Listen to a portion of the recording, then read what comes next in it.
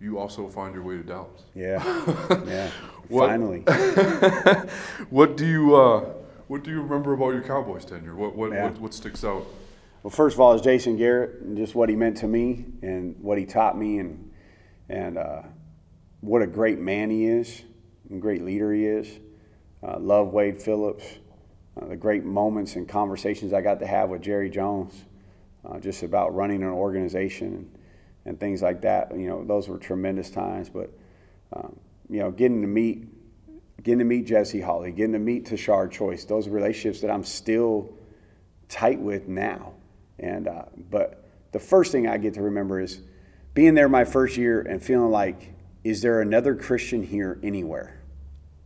Like, usually anywhere I go, at that time I was kind of like the NFL mascot for Christians, right? Like, people knew my reputation. I'm there for 3 months. Not one person comes up to me and talks to me about Christ. I'm like, where are the Christians at?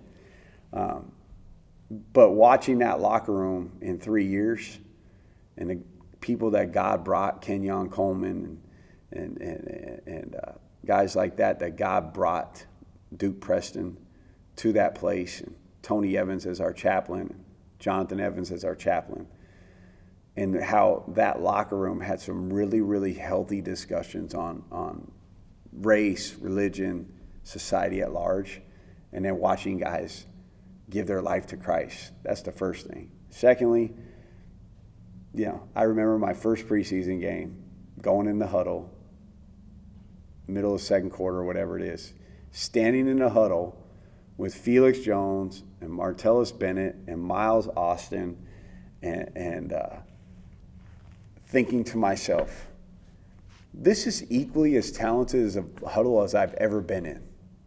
And I'm in the second huddle for the Dallas Cowboys. This is the backup huddle. And this is equally as talented as a huddle as I've ever been in. That was pretty significant. So that was pretty cool. But just, you play for Dallas, it's a different deal. And Jason was great about making sure we understood that. There's a responsibility to play for the Dallas Cowboys and to uphold the reputation of that program. And it was a tremendous amount of fun, and made some great relationships, great people in that building, from the trainers to the equipment people to the wait staff to people that worked in the marketing department that are still just really, really good people to us and my family. You were involved in another kind of infamous, legendary game where you came in as an injury replacement, the 49ers game. What do you remember about that game? What do you remember about the Jesse Holley moment as well? Yeah. Obviously, you didn't make the throw, but you came in and you made that game able to come back for the boys.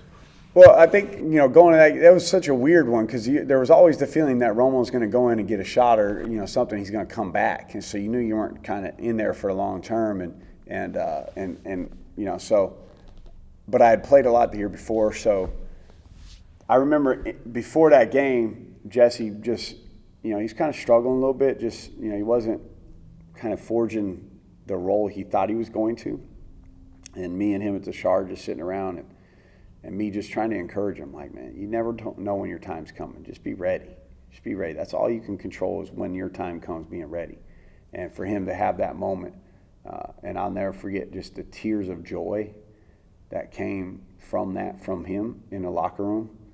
It's pretty cool. And it's cool to be a part of that moment. For sure. It's always good to beat the 49ers, of course.